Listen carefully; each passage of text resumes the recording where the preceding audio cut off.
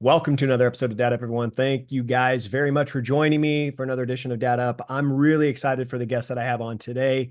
He and I have just recently gotten a chance to connect, but what he represents and the things that he does in his business really helps not only inspire people, but helps people in general grow and really develop in their own skills and their own personality and their own experiences. And so my good friend, Mr. Mark Collins, is joining me on Data Up. Welcome to the show, my friend.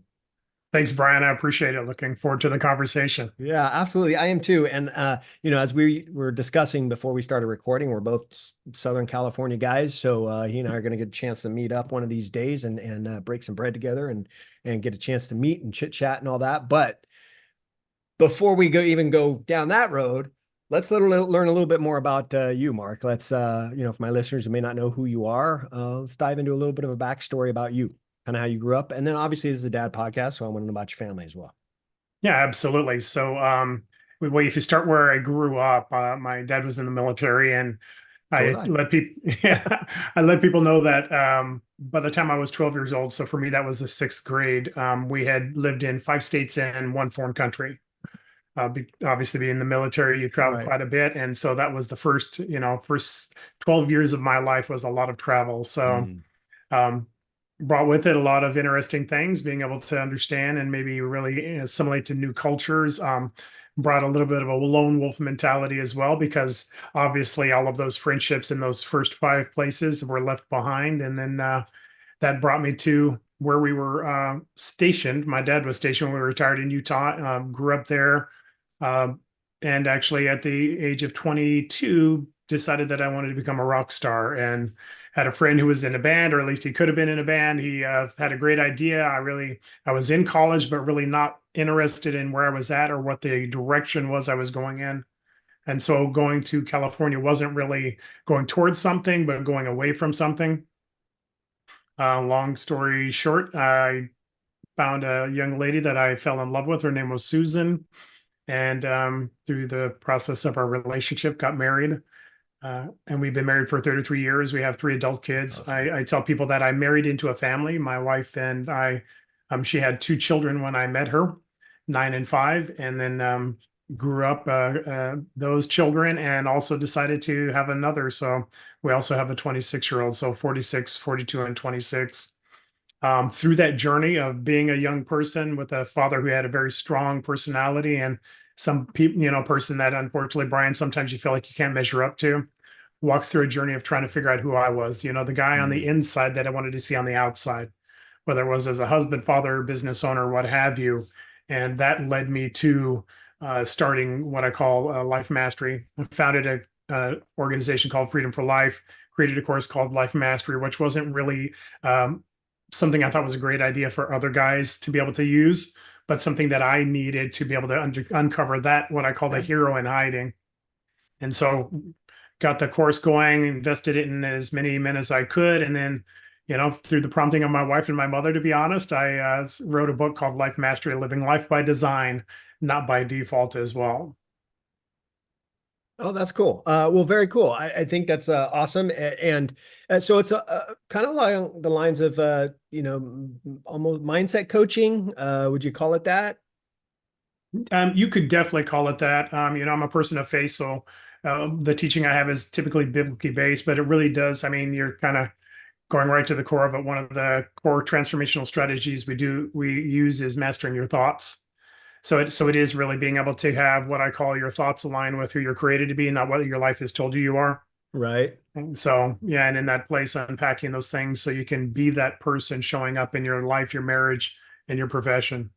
So this was really started for your benefit, not really to help others. And look where it's taken you. I mean, you've Yeah. become an author and you've got this business going. You're coaching a lot of people, helping a lot of people really change their perspectives and their I guess forward outlook on their life, right? Yeah. And so in a way, you're a therapist, but at the same time, you're coaching people to really better themselves, and for that, it's remarkable that you're doing that.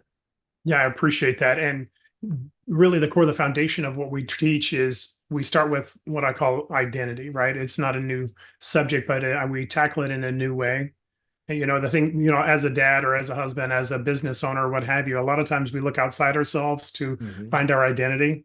And so it's not really just trying to have some goal to attain or to become, I want to be a imitation of whoever. I want to, be like Elon Musk, or I want to be like this person or that person. It really is starting to unpack, hey, who are you apart from your things, your past, your pain, the issues you've walked through, the experiences you've had, and even the beliefs and the things you're using to create an identity, whether it's your business, your role, your title, and really stripping away, unpacking some of those so that that person can show up authentically as the person that you're created to be, not as an imitation of somebody else or as an idolized version of something you're trying to measure up to. Right.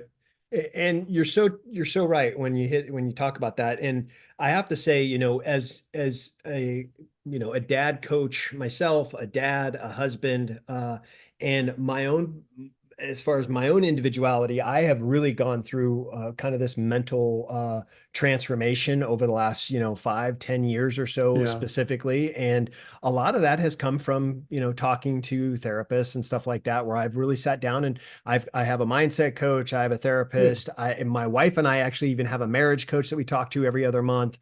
So we go through all these different things to just kind of help us grow and develop and be better and improve our Yeah. lives every single day. And one of the things that I've learned is something that you just touched on is that a lot of who we are today and the direction that we could end up ultimately going is due to past experiences or due to our childhood, right? A lot of Yeah. things that we went through as a child. For you, I know you came in as a bonus dad for two kids, and then you had one yourself. But for you, dealing with being a dad and a husband and trying to raise these three children, Right. how did you really implement your strategies of freedom for life for your own kids and freedom mastery for your own kids to really grow into and develop who they want to become? Yeah. That's a really great question, Brian. And so, life mastery as a journey, which it was for me initially, it was a journey, then, of course, then a book. Was unpacking identity, understanding who you're created to be. One of the privileges of parenthood is being able to speak into our children. And I actually was talking to somebody this week, and I told them that at best, parenting is speaking identity into our children until they see it in themselves. Oh, so good. That is so good. I love that. And and so what it really comes down to is me really investing in them in the ways I see that they're created. One of the things we do in Life Mastery, I tell the folks that I work with, because I am a person of faith, a lot of times we want to know what's God's plan for our life or our purpose, Mhm. or really, like the thing that I started with is that inherent understanding. There's something on the inside that says I'm more than where I'm at, Mm. and then really being able to, as a person, unpack where it's at. I say that because one of the things I give people as a bit of an epiphany and a change in mindset is I tell them your character's your calling. Mm. Who you're created to be is matters more than the vocation you have, because who you're created to be is what's planted in your job, your business, your life, in order for that to be flourishing, right? You're the answer to the circumstance you're walking into. How that unpacks itself as a parent is now all of a sudden I speak those things into my children. So while there's discipline and there's expectations of doing your best and whatever that looks like, whether it's in athletics or academics or relationships, Mhm. what it really is me speaking more about who they are than the activities they are in.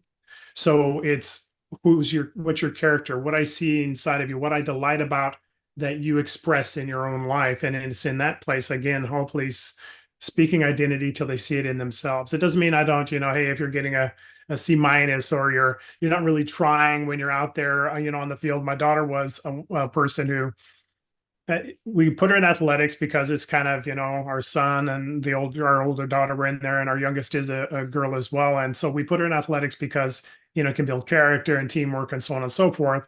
But it wasn't her bent, it wasn't what she was excited about. So it's not that you don't encourage them to be their best in whatever it is. In her case, it was soccer that she had no desire to be in, but really kind of did it just because. Right. But it's understanding who you are in it and speaking the character that you have in that place. And so what does it look like in parenting? Well, I speak who you are until you see it in yourself. Without forcing it on them, right? Yeah. because I think that a lot of times, especially when it comes to sports, I mean, my boys played sports their whole lives, and my younger son even he got a scholarship to basketball in college, and so my boys just naturally gravitated towards sports, but Yeah. I did not push that on them. My wife and I didn't push that on them. We wanted them. Our way of parenting was, look, you're going to go to school, but you're going to have extracurricular activities to do as well because that's important. What would you like to do? And they, just gravitated towards sports. We didn't force it. If Yeah. my boys didn't want anything to do with sports, we would have been okay with that.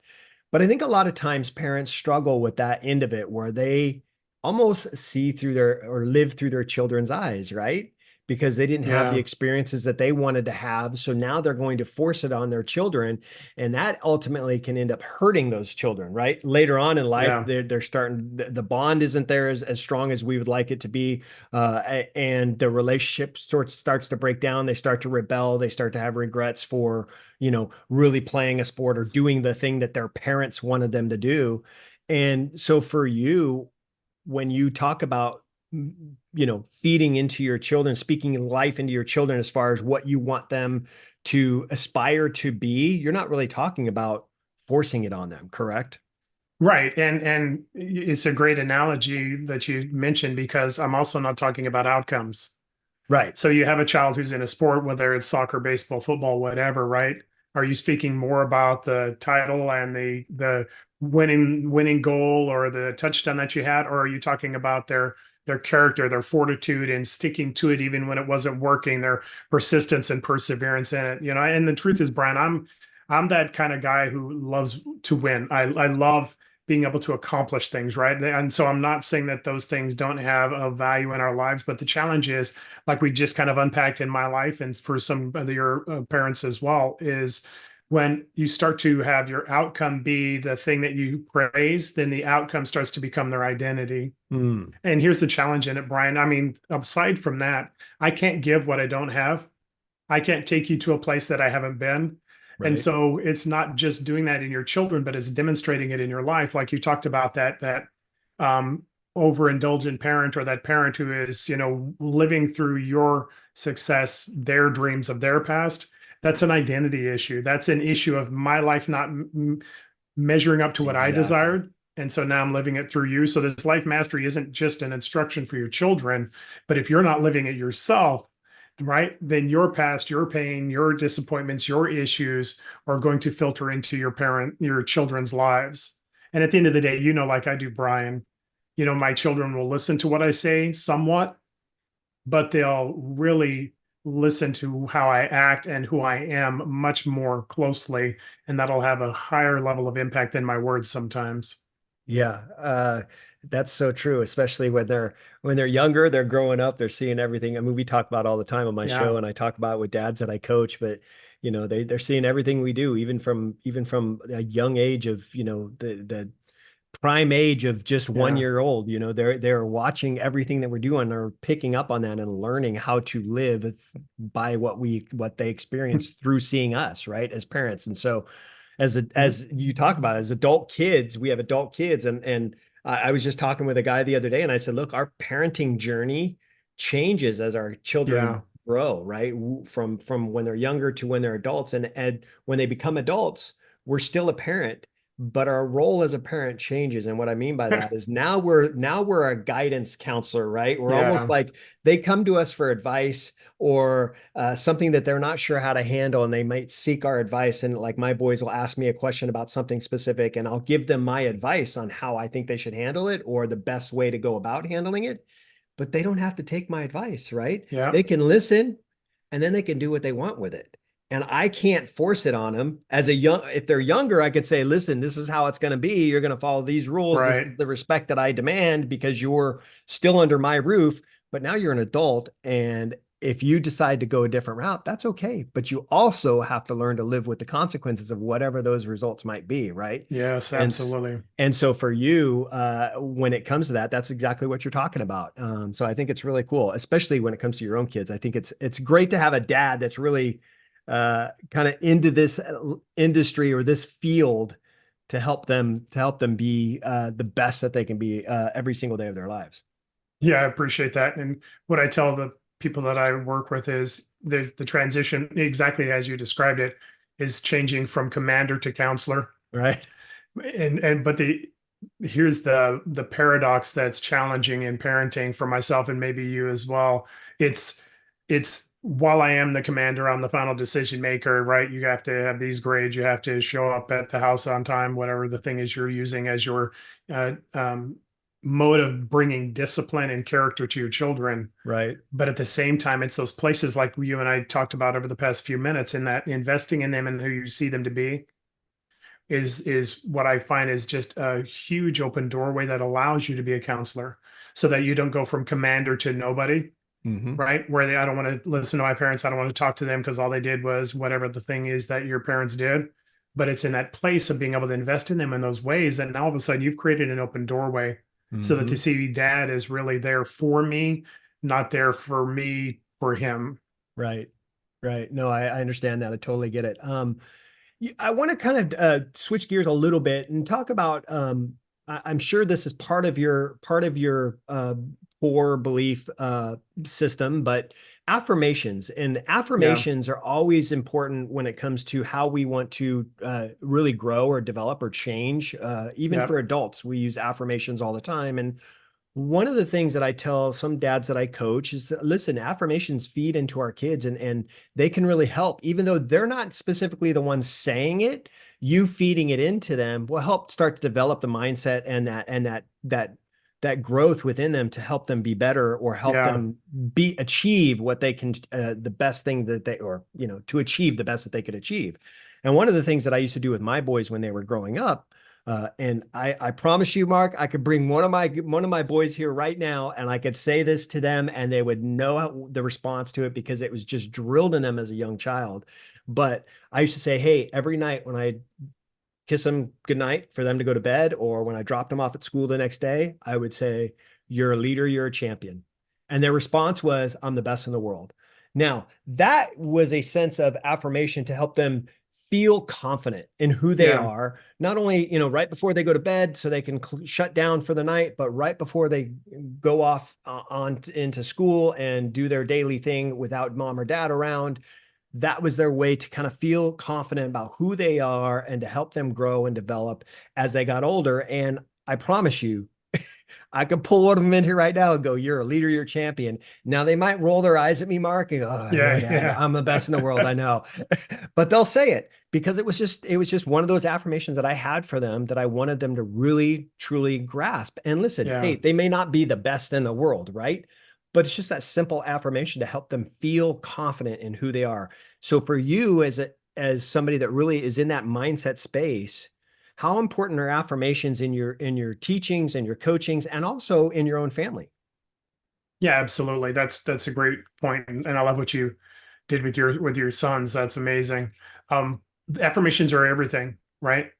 Because here's the truth of the matter. What I tell the people I work with: who you think you are, you'll become. Right?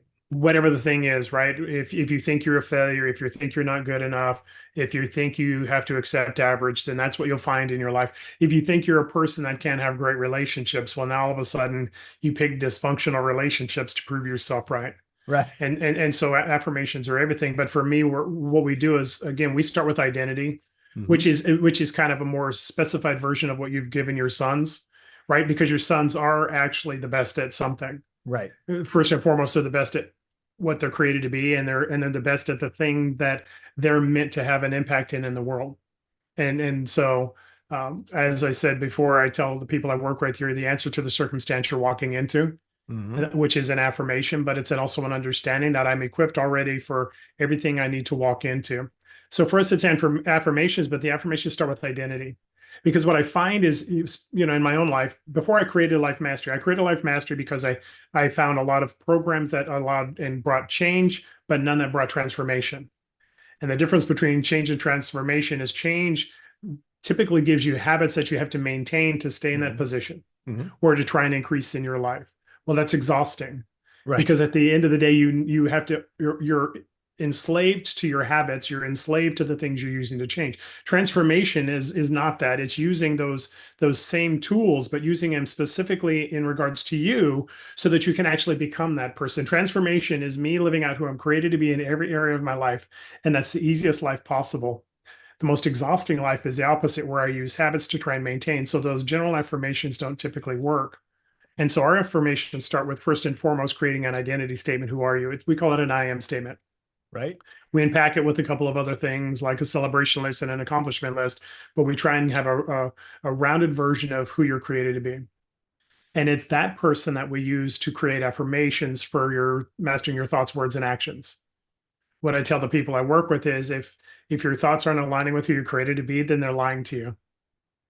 And so negative thoughts, fearful thoughts, worrying thoughts, insecurity, imposter syndrome, whatever the things are. I mean, that's a laundry list of things I was dealing with at some level in my life as Right. well. But in that place, what we try and do is have specific affirmations that are aligning with who you are, so that it's not a doubt of, oh, well, I'm really not, I'm not, I'm not a millionaire. I'm not, the handsomest guy in the world, or whatever the thing is that you're telling yourself, those generic affirmations that sound great, but have no substance because they're not really aligned with who you believe you are or who you're trying to show yourself you are.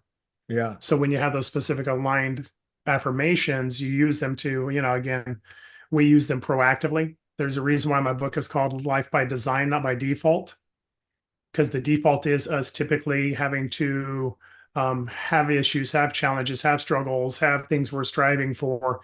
And then we're trying to respond to the life that's happening to us. The life by design is me being the response to the life that happens.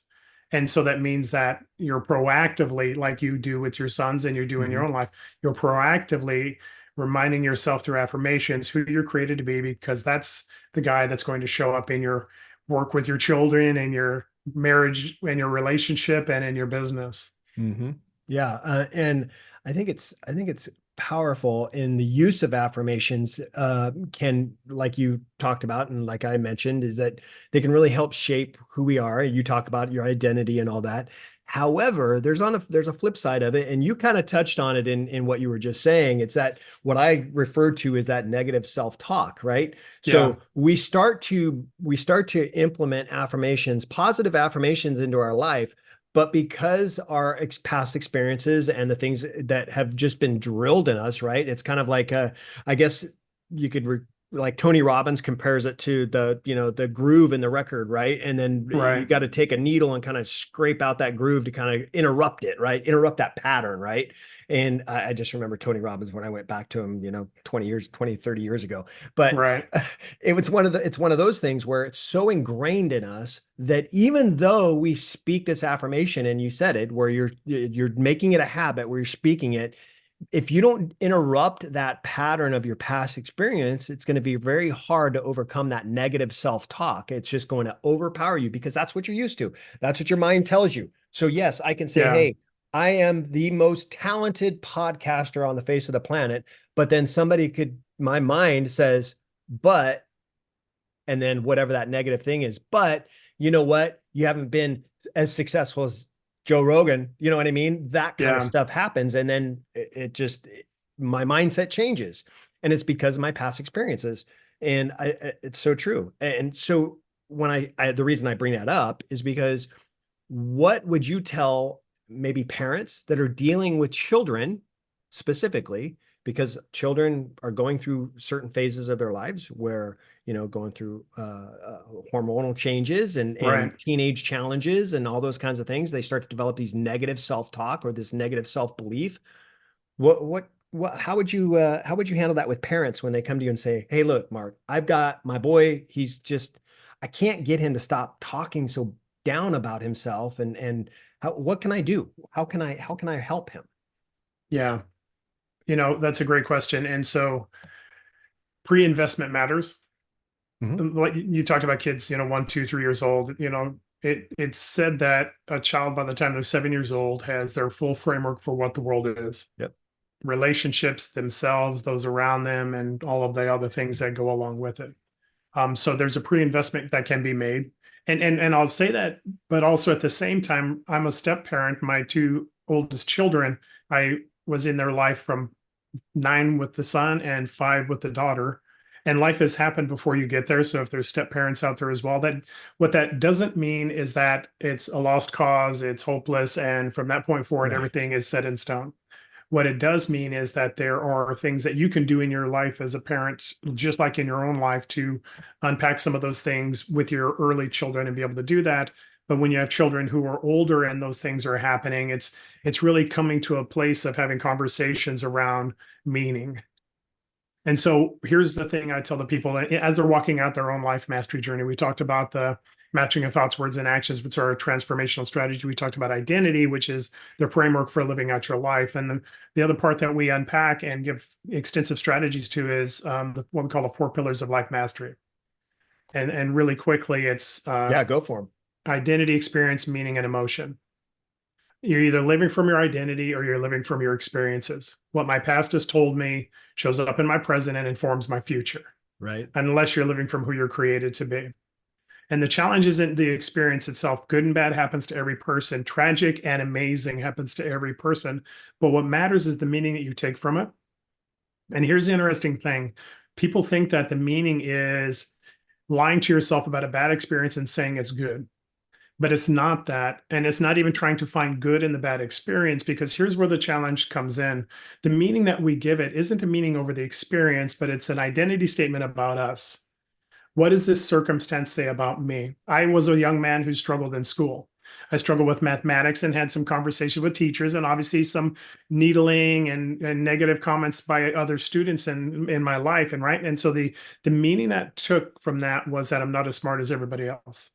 These are things unpacked and healed and brought to wholeness in my life mastery course. But it started with an identity statement that says, I'm not as smart as everybody else. And maybe somebody's son or daughter is feeling the same way. And so what we do is we recalibrate that meaning to align with your identity. It all comes back to identity, who are you created to be.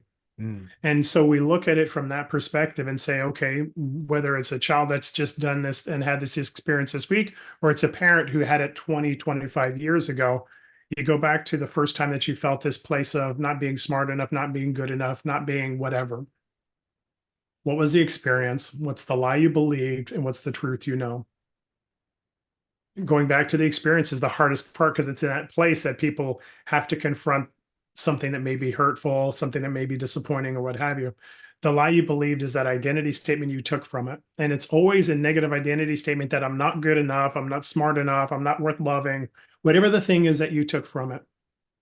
But in understanding what your identity is, I'm a person of character and worth, I'm a person of value, I'm the best at whatever, and looking backwards towards where that identity statement first happened. What's the truth? What's the meaning there? For this young man who struggled in school, it wasn't that I was not as smart as everybody else.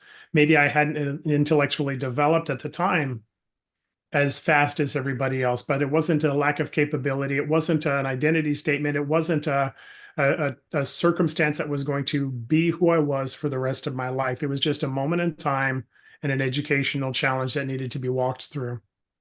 So for your children, it really comes down to that. What's the meaning that they're taking from their experience? Really, what's the lie they're believing? And what is it saying about them? It never comes down to a bad or good experience. Bad and good happens to everybody. What empowers you to move forward and to really be empowered to use it towards your good is the identity statement that you take from it. It can be one that disempowers you, that limits you, that brings you hopelessness, or it can be one that says that this is a circumstance that I'm going to walk through and get better because. It's one or the other. And so it comes down to that. What's the statement? What's the identity statement? What is it saying about them? And what's the truth? Sometimes our kids can't see the truth. They don't, oh no, I'm just stupid. I'm not like Right. whatever, whatever the thing is, or I'm just horrible. I'm not a great athlete or whatever. You know as well as I do, Bryan, it's not the most amazingly talented athletes that are typically the best, but it's the ones that are working harder, that are stronger at it, that are unwilling and undaunted in being given anything but everything that they have. So until they succeed. And so sometimes it's speaking those things over our children before they see it in themselves. To backtrack to identity, to give you another tool that you can use as well, I talked about the I am statement. There's a celebration statement that we have our people walk through. It's not a celebration statement about the things you've accomplished, but what you love about you. What do I love about me? Mm. Because most people don't see that. And in that place, you start to see that there's more in you than just your accomplishments. But there's a third one there as well, and it's an accomplishment list. I tell people to write 20. I've written 100. By the time you write 100, it comes down to things like I pay my bills on time, I've owned 10 vehicles, I've had 5 dogs, or Right. whatever those, it's those things that we consider to be ordinary. But here's the interesting thing: the Olympics just got completed. What I know about every Olympian who made it to the gold podium and got the gold medal was that they recognized every accomplishment along the way. They Oh didn't yeah. wait until they were on that podium until they felt like they were a success. So with our children, it's feeding them the accomplishments in their life. Oh, I'm so dumb because I failed this test. Well, no, you know, because you're an amazing friend. You're great at this subject. You're strong at this thing, right? I mean, you can give them a list of the things that no, you're accomplishing things. For me, what we do in our course, we give you an accomplishment list so that when those lies do come, because they still come in as an adult, Right. when you're trying your business or your job or whatever, you see ahead of time, no, I've got a track record of success. In fact, I'm on a daily basis succeeding in my life. Whether this challenge happens or not, I'll grow from it, I'll learn from it, I'll mature from it, but it won't identify me because I know who I am. I'm a person who's got a track record. And so sometimes it's speaking it over our children and pointing out to them the things that they don't see because what is challenging them is so much louder in their life at the moment. Yeah. That's for sure. Especially through those teenage years, for sure. I think there's two things in there that you touched on that I want to go back to. Number one was just what you just referenced about, Olympians and when they reach that podium and they've celebrated those wins along the way. And number one, we need to give ourselves some grace, right? We need to give Yeah. ourselves some grace. And number two, we need to celebrate those small wins, those small wins or big wins. We need to celebrate them. We need to be reminded that yes, hey, this might have been something that was probably insignificant to everybody else, but to me, as small as it may have been to you, Mark, to me, it was pretty significant in my life, and I'm going to celebrate Yeah. it. I'm going to Yeah. celebrate what I just did there. So I mean, that's so true. Olympians, professional athletes, professional, even, movie stars, actors, actresses, all those kinds of people that really have those kinds of success. Even somebody in the coaching space, somebody like you're speaking these things to people, but you're celebrating small wins yourself in the things Yeah. that you accomplish. I mean, writing the book, that, you know what?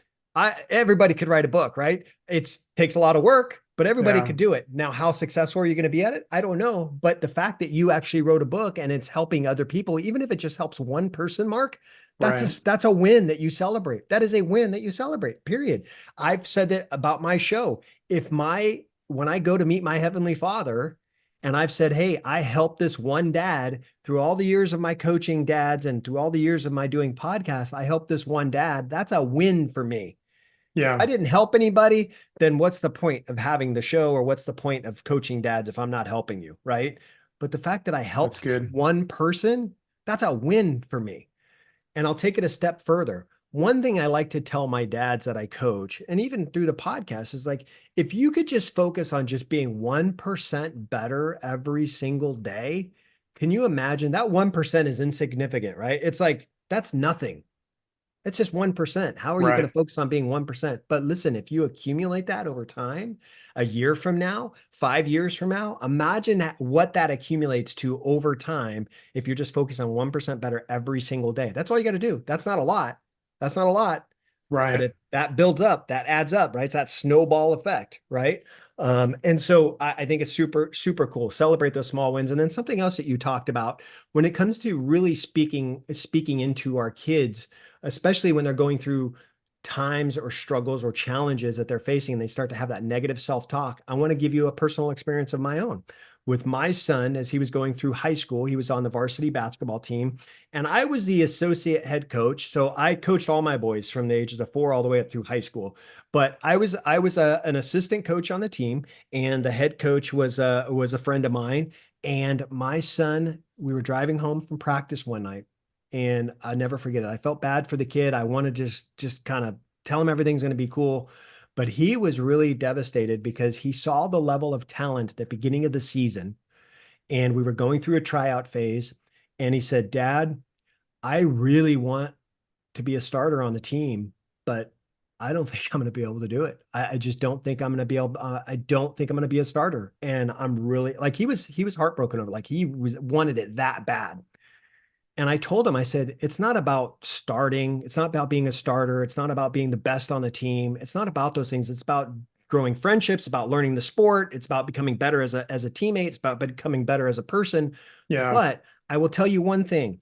If you have goals that you want to accomplish when it comes to basketball, we were on our way home. I can remember the conversation distinctly. I said, if you have goals that you want to develop, be as a basketball player at this level, then you have to do one thing, and that is work harder than anybody else. Now, you still may not become a starter. You still might not be the best on the team. But if you give it everything you got, you're going to reap the rewards of that hard work. Yeah. And he said, That's good. I know, I understand that. And he's like, but what does that look like? So he was asking me as not just a dad, not just the dad who played sports in high school himself, but as a coach. So he's like, what does that look like? What does working harder than everybody else mean? And I said, that means showing up before everybody else. That means working when you're not at school, on the court, means putting in work at home on your own in your own personal time. That means staying later than everybody else and really putting in that extra work. That means going to your coaches and asking them questions about, I used to encourage my boys, go to your coach and say, Coach, thank you for practice. Is there anything that I need to work on? I encourage my boys to do that every single practice. Is there anything that I need to work on between now and next practice? Every That's single good. time. So they would start to really understand how to get better as a player. So I told them, those are the things that you have to do, and then let the chips fall where they may. Like I said, you might be a starter and you might not, but it Right. doesn't matter. That part of it doesn't matter. The fact is that you put in the work to really grow and develop. You're going to end up reaping the rewards. It might be now or it might be later, but it will happen. I promise you that. And he ended up being a That's really starter. good. He ended up being a starter. And not only that, halfway through the season, the head coach named him a captain on the team Come because on. of the work he kept putting in. He was so driven. And then towards the end of that season, guess what happened? A college coach came to the school and started watching a few of the players. They didn't even notice my boy. They weren't even watching my boy. They had three other players on their mind. And that college coach came up to the head coach and then me. We were standing there after one of our games, and he said, "Hey, I want to talk to this player and I want to talk to this player, but who's number 4?" And I went, "That's my boy. That's my son." And he goes, "I want to talk to him too." And he's like, "You're the dad?" And I said, "Yeah." And he goes, "Can I have a conversation with you and your son?" "Yes, absolutely." And hey, it wasn't a D1 school. It was a NCAA, I'm not even going to go there. Anyways, it was a lower division school, but he got a scholarship to play basketball. That's And phenomenal. it was because of the work he put in. It wasn't because of dad. It wasn't because of maybe my words helped him, but it was just like you talked about earlier. It was just speaking those words into your kids to help them believe that they can really achieve what they want to achieve. And it's Yeah. so powerful and so good. So I know I went on a little tangent there, but I just wanted to share that with you because what you shared was so important. That's phenomenal. I appreciate that. And it's interesting. So for Life Mastery, our goal is, there's those generic goals or those generic promises everybody has. Everybody can be a millionaire or everybody will be whatever, Kobe Bryant, LeBron James, or whatever. But the goal of Life Mastery in the 5 areas. So for us, it's spiritually, relationally, vocationally, physically, financially. To me, those are the 5 spheres of life. And what it looks like in your life is me living at the maximum level I'm created for in every area of your life.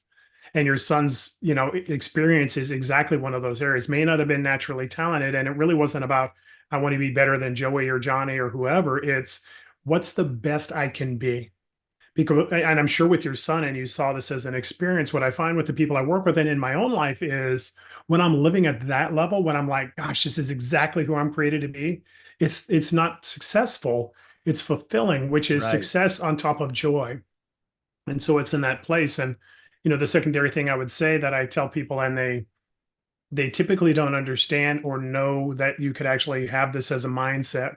Because I'm a person of faith, I believe that everybody's created uniquely, specifically for everything that they have. Hmm. And if I could use the name of God in this conversation, what I Absolutely. believe is that God's created us specifically for who we are. Right. But here's the interesting thing. We look at our talents, our abilities, our gifts, and all the things that we're good at, and we think, oh, that's who God made me to be. What we don't realize is everything I'm bad at, everything I'm horrible at, everything I have zero interest in, and I'll put no energy or time into, are also part of that package.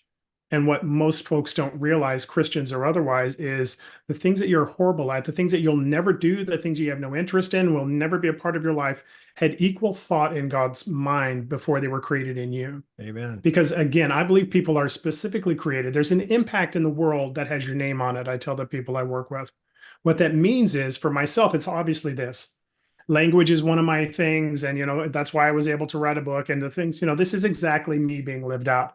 What's not me being lived out is somebody in an accounting degree, a CPA, or any of those things. But if I was good at those things, the talents and gifts and impact I was supposed to have would be diluted or confused because now I have a choice between what I'm good at and what I'm good at. God's much more wise than we are and understands that, well, in some cases in school, while I want you to academically, excel in the things you're good at least give best effort in the things that you're not, it's being able to speak into our children, hey, you don't have to be good at everything. The problem with most of our lives is we compare our bad to somebody else's good. Hmm. What we try and unpack in life mastery is it's not comparing my bad to your good, or that's an amazing athlete and you need to measure up and I'll still be less than, but what's the best me that I can invest in? And what does that guy look like? What does that son and daughter look like lived out? It's recognizing that I'm not that. I'll be adequate in the things I need to that I'm not good at, where I need to be adequate with them. But I'm not going to use them as a barometer of my worth.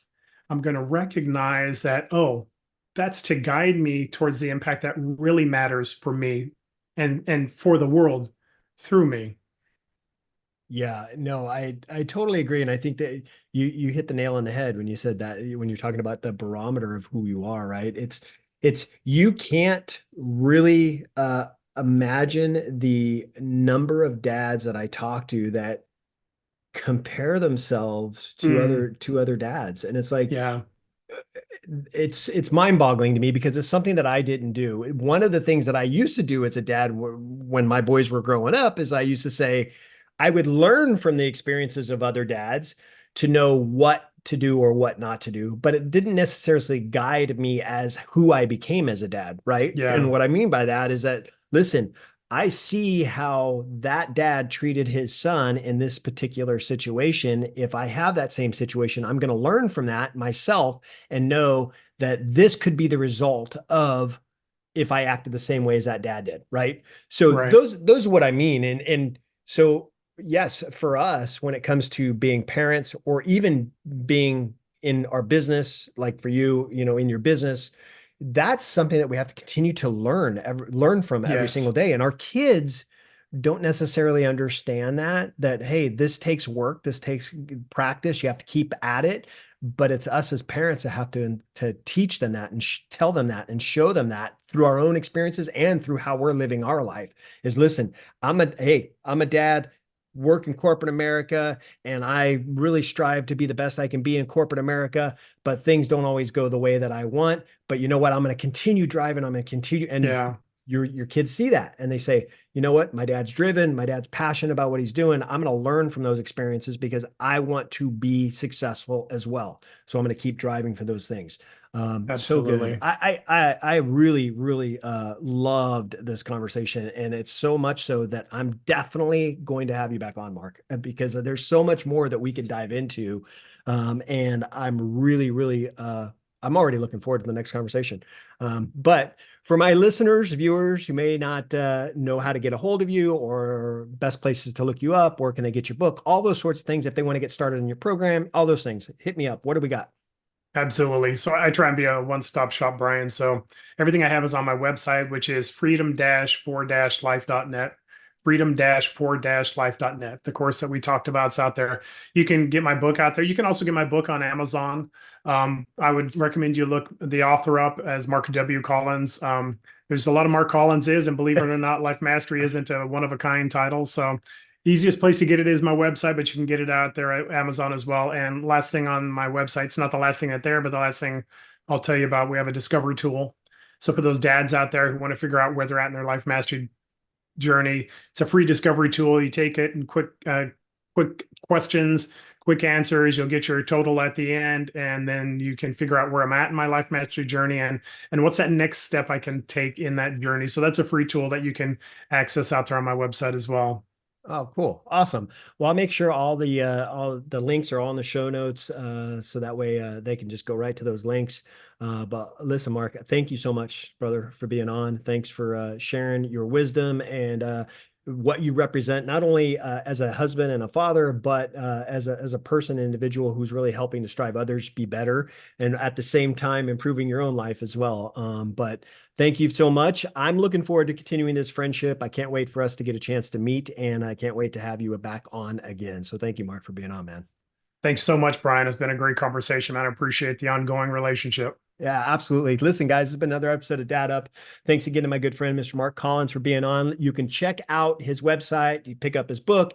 You can sign up for his program. You can do all those things in the links below, in the show notes below. So make sure you do that. And as always, if you're not yet subscribed to my show, please make sure you do that so you don't miss any of the awesome guests that I have on each and every week, such as Mark Collins. And as always, I look forward to seeing you all in the next episode of Dad Up. Wow, another amazing episode in the books. So much was shared, and I'm truly grateful my guest was able to pour into you to help you elevate your dad game and really dad up. Make sure you bang that subscribe button so you don't miss a single episode. And while you're here, please don't forget to leave me a rating and a review. I always appreciate the feedback.